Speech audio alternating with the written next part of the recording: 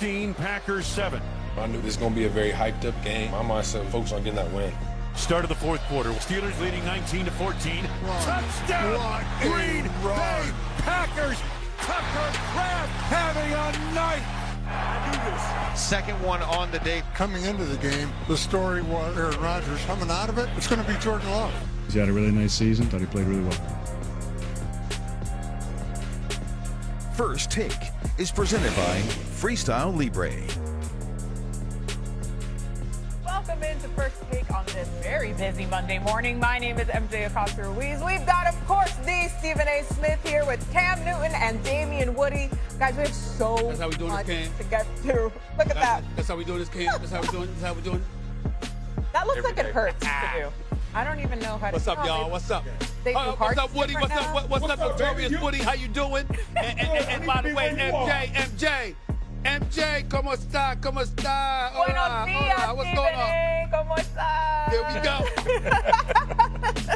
All right, as you can see, we are ready to go. Coffee in hand. Let's do this. Plenty to get to, including the shocking firing of Brian Kelly.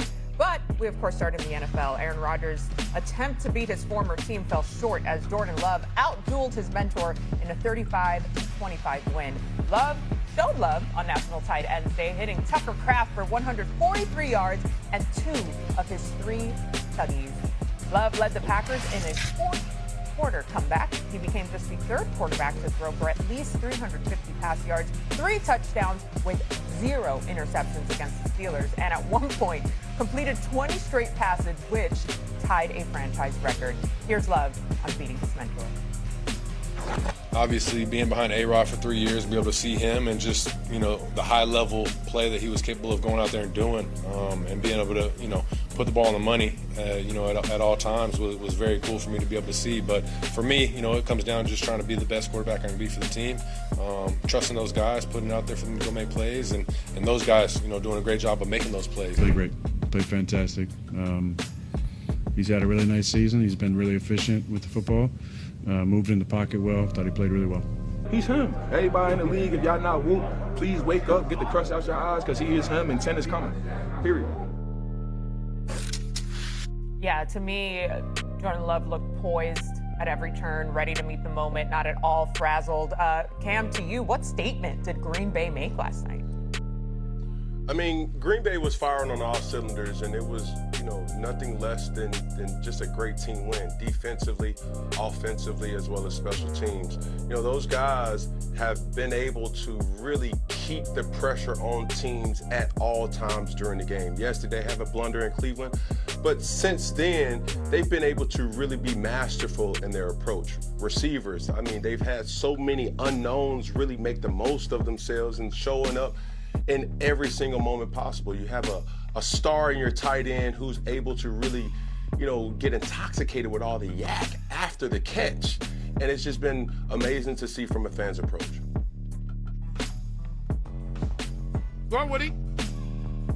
No, listen, when I look at the Green Bay Packers, if Jordan Love's going to play like he played last night, I think we're going to end up finding the Green Bay Packers playing in Santa Clara in February.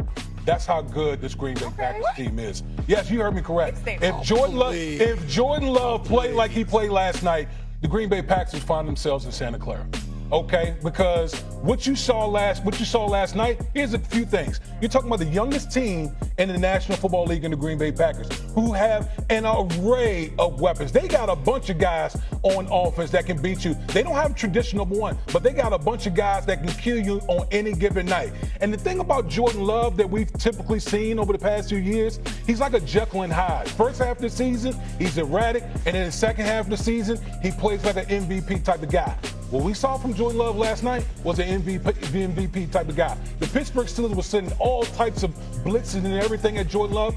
Nothing fazed them. You know why? Because they couldn't get to him. And when he was distributing the ball to his wide receivers, they was getting yak all over the place. Did you know the Green Bay Packers, Jordan Love passed for 380 yards, I believe it was, last night? Do you know 360? Do you know 244 of those yards was yards after contact? Insane. insane amount of yards. Now, that also speaks to how bad and pathetic the Pittsburgh Steelers defense is, which we will get into that. But you combine what the Packers have on offense and then their defense, my God, like Aaron Rodgers didn't step. The Green Bay Packers defense is just phenomenal. Aaron Rodgers didn't have a chance last night. Hey, hold on. They were great last night. They were phenomenal. Listen, when you can rush 4 and drop 7 in the coverage, they only blitzed one time. One time last night, the Green Bay Packers blitzed Aaron Rodgers, and they were still able to get home. When you're able to play that type of defense and combine that with what they're playing, how they play, Jordan Love and company played on offense, yes, I said it, Stephen A. If he plays like that, you can easily find the Green Bay Packers playing in Santa Clara representing the NFC. You're a liar. Thank God thank God that soliloquy is over. I mean, it was pretty hard. I know you upset because it was the Pittsburgh Steelers last night. Your team. Well, hold on. Hold on, Notorious Woody. Yeah. It's my turn. Okay, go ahead. First of all, it's good to see you. The suit is nice, shirt is crisp. Nice tie would have been nice, but I ain't gonna hold that against you this morning. We'll get to that later, okay? Here's the reality of the situation. How the hell we gonna sit up here with a straight face? Cam, you all right? Ain't no hope for you, brother. You got on 3 layers of clothing, and last week you came on with a Clemson outfit. You don't have an argument, even though this is fly. It's fly, but you my brother. But you know I got you. Here's the point, y'all. How we gonna sit up here with a straight face, all right? And thank God my jaw, by the way, the swelling's going down. I don't think I look as much as like a chipmunk as I did last week. Appreciate Cam and RC looking out for me. All of y'all looking out for me last week. Thank you very much. Let me say this to y'all. How we gonna sit here and talk about the Packers the Packers offense, and we just gonna flippantly throw aside, I know the Steelers defense is awful. Well, duh. If you're that damn awful, then of course your offense is going to look this way. Jordan Love completed 78% of his passes last night. 76% of them 76 of his passes was completed in man coverage, okay? Where he had 232 yards and 3 touchdowns with no interceptions, no sacks. I'm talking about against man coverage alone, not the 300 plus he threw for the game.